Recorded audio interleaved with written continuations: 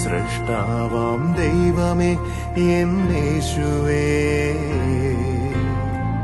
നിത്യനാം ദൈവമേ എന്നേശുവേ, ഉന്നതനാം നായകനെ, വന്ദിതനാം നായകനെ, സൗഖ്യത്തിൻ ദായകനെ, കർത്താതി കർത്താവേ, വരുന്നു ഞാൻ നിൻ തിരുസന്നിധിയിൽ. പരിശുദ്ധനെ രാജാ